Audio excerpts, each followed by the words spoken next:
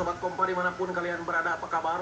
Mohon maaf untuk kali ini ngabsennya libur dulu karena saya dikejar-kejar manajer untuk membereskan film ini yang baru saja selesai ongoing. Film baru kayak gini biasanya rawan, jadi buat kalian yang kebetulan nonton sekarang, usahain sampai tamat, takut keburu di take down sama yang punyanya, ya. Nah, kali ini saya akan menceritakan sebuah film series judulnya Weak Hero Class Season 2. Jadi buat kalian yang belum nonton season pertamanya, silahkan tonton dulu. Link kita akan cantumkan di deskripsi. Baik, sebelum ke alur cerita, seperti biasa, saya mau ingetin kalian agar makan permen terlebih dahulu. Biar sehancur-hancurnya muka kalian, sepahit-pahitnya hidup kalian, tapi setidaknya mulut kalian tetap manis. Ini dia, Weak Hero Class Season 2. Selamat.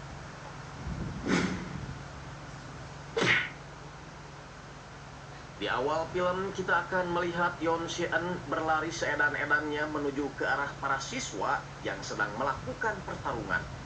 Dan adegan inilah yang akan kita lihat di akhir episode nanti. Sebelum itu terjadi, Si-eun selalu memimpikan teman-temannya yang ada di season sebelumnya, yaitu An Soo-ho dan juga Jae-bom. Mimpi itu sering sekali muncul hingga ibunya menyarankan Si-eun untuk menemui seorang psikiater.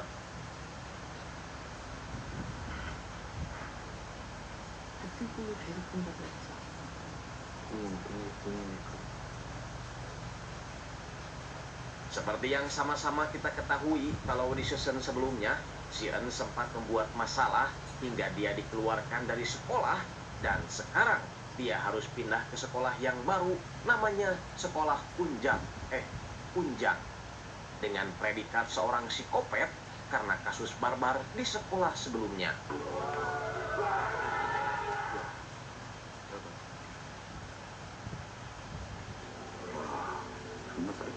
Di dalam kelas, seorang siswa bernama Juntae tak sengaja menyinggol Si-eun yang sedang tiduran.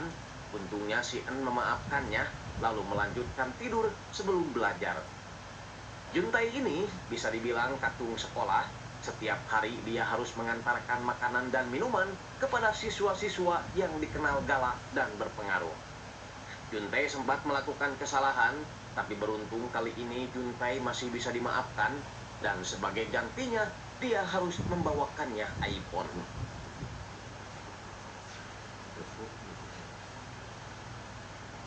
Melihat catatan bahwa Si-eun lah yang belum pernah mengumpulkan ponselnya, Juntae langsung bertanya tentang ponsel yang Si-eun pakai. Tapi Si-eun yang pelit bicara ini sama sekali tak mau menjawab pertanyaan Juntae. Perkenalkan, siswa ini namanya Hyoman. Entah bisnis apa yang dijalankannya, karena dia selalu menyuruh para kacungnya untuk mengumpulkan iPhone para siswa lalu membawanya sebagian. Katanya dia melakukan itu agar sekolah mereka bisa aman. Hyoman sempat melihat catatan Juntae tentang siapa saja siswa yang belum pernah kehilangan iPhone-nya. Dari catatan itu terlihat hanya Si-eun lah yang belum pernah kehilangan iPhone. Juntae jujur kalau dia takut pada Si-eun karena di hari pertama sekolah saja Si-eun langsung berani terlibat adu bacot dengan Hyoman. Hyoman yang tak terima disejajarkan dengan Si-eun langsung melakukan hal ini.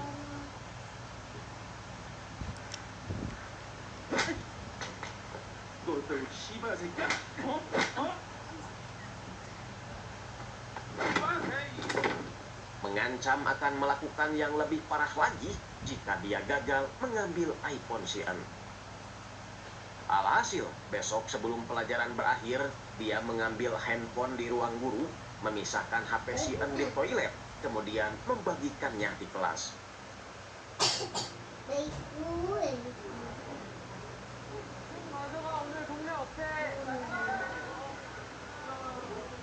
Juntae pura-pura bego saat Si-eun bertanya kenapa hanya HP-nya saja yang tidak ada. Melihat bibir Juntae yang terluka, Si-eun sepertinya sadar dengan apa yang terjadi pada Juntae. Memilih pergi seolah-olah dia tidak tahu. Setelah itu Juntae menyerahkan iPhone-nya kepada anak buah si Hyoman, kemudian pergi menyusul Si-eun, berjanji akan mengganti sebagian uang jika Si-eun akan membeli ponsel baru. Xian yang tahu situasi Juntai sebagai kakung sekolah sama sekali tak mempermasalahkan hal itu. Dia hanya bilang kalau Juntai seorang pengecut. 너 마음 편해지려고 이러는 거잖아. 진짜 비겁한 거야. 그거. Sepulang sekolah, Xian jalan-jalan ke pasar Tonggeng, meminta sang ibu agar membelikannya HP baru. Setibanya di rumah, Xian selalu mengkonsumsi obat tidur, meskipun tetap susah tidur karena dia selalu kepikiran dengan sahabatnya Suho yang sekarang masih terbaring di rumah sakit. 먼저 깨어날 수 있을까? 같은 말이한테 비겁하다는 말을 했어. Hari Rabu isuk-isuk, Xian kembali ke sekolah, tak sengaja melihat Juntai sedang dirundung oleh Yoman dan kawan-kawannya. Seketika, Xian teringat dengan Jaibom, teman di season pertamanya yang awalnya selalu dirundung juga. Sempat kepikiran untuk melakukan hal ini.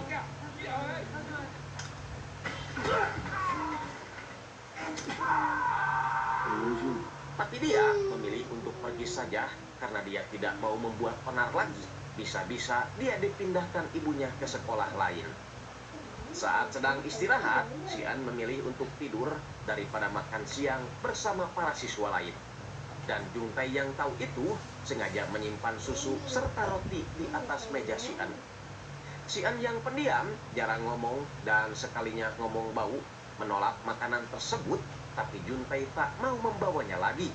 Karena itu sebagai permintaan maafnya setelah kemarin HP Xian hilang gara-gara dirinya. Jujur, kalau HP itu sebenarnya sengaja dia ambil untuk diberikan kepada Yoman. Dia mengaku tak ada pilihan karena dia takut dihajar lagi oleh Yoman. Bertanya bagaimana caranya agar dia tidak lagi menjadi seorang pengecut. Xian menjawab kalau itu sesuai dengan hukum Newton 3, tak ada reaksi tanpa adanya aksi. 작용이 없으면 반작용도 없는 거야. Juntai yang terus merenungi kata-kata Xian tadi bertekad akan merubah sikapnya mulai hari ini juga. Itu dibuktikan ketika dia tak mau mengangkat telepon dari para begundal itu yang pastinya meminta uang hanya untuk senang-senang. Untungnya saat itu Yoman masih memiliki uang buat bayar minuman hasil bisnis kecilnya.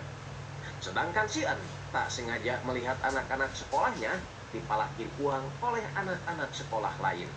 Anak-anak sekolah Unjang akan terus dirundung, dipalakin setiap hari karena sekolah Unjang tak mau bergabung dengan aliansi mereka. Yoman yang melihat teman-teman sekolahnya dipalakin seperti itu hanya diam saja, menyuruh teman-temannya untuk menuruti saja apapun yang mereka mau. Di dalam, Yoman bertemu dengan Songjae, orang kedua aliansi. Dia meminta maaf karena belum bisa menyetor iPhone hari ini. Dia berjanji akan menyetor iPhone lebih banyak bulan depan, asalkan Songjae mau menangani Pak Hyumin yang sebentar lagi akan bebas dari skorsing. Songjae ini bukanlah anak sekolahan biasa, itu dibuktikan ketika dia berani menghajar orang dewasa yang sedari tadi mengumpatnya.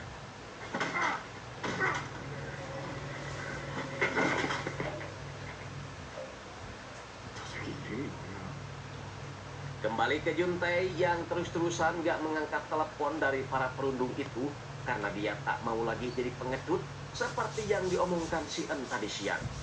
Untuk itu, dia sengaja datang ke sekolah setelah sholat subuh, membongkar lemari tempat Yoman menyimpan iPhone para siswa. Setelah itu, dia sengaja membagikan HP-HP tersebut kepada pemiliknya sambil tak lupa meminta maaf.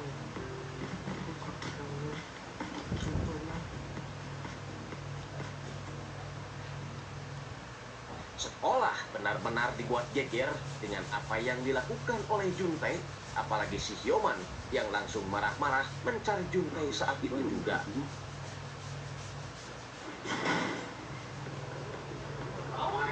Tahu kalau Hyoman sudah tiba di kelas, Juntai langsung memasang apem di mulut untuk melindungi giginya. Dia berusaha memasang kuda-kuda, tapi tetap saja gampang dihajar. 아주 정말 내신 거지니까 무슨 새? 유튜브 알아보세요. Kejadian ini mengingatkan si An pada teman-teman di sekolahnya dulu. Sehingga ketika Hyoman akan memukul Juntai pakai kursi,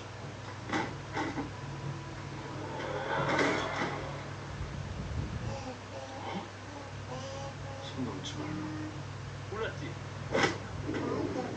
si An sengaja tak melawan karena dia tak mau lagi cari masalah yang akan mengakibatkannya dikeluarkan dari sekolah. Sementara itu di ruangan lain, anak basket merasa kesal karena Yumin tak bisa latihan gara-gara diskors pihak sekolah, apalagi sebentar lagi mereka akan menghadapi turnamen basket antar sekolah. Yongtak yang kesal berniat akan menemui guru, tapi fokusnya teralihkan saat melihat para siswa berbondong-bondong menuju kelas 24. Yongtak mengira ada pembagian minyak goreng gratis di sana, tapi nyatanya hanya perseteruan biasa. Si An yang sudah tahu kemana arah gerakan si Hyoman, kali ini bisa membuatnya jatuh tanpa harus memukul. Hal itu jelas membuat Hyoman tambah marah, tapi 뭐하자는 거야, 씨발 그만! Hyoman yang kesal sama sekali gak takut pada Yongtak karena dia hanya takut pada Yumin. Namun seketika Hyoman langsung ketakutan, berjanji akan membuat perhitungan dengan mereka. Tanpa mengucapkan terima kasih pada Yongtak, si An langsung menghampiri Juntai, mengajaknya untuk pergi ke ruang UKS. Dan Yongtak cukup kesal juga dengan kelakuan si An itu. Betul, benar. Bukannya masuk ke ruang UKS, Juntai malah masuk ke tempat khusus, tempat orang-orang bulian mengobati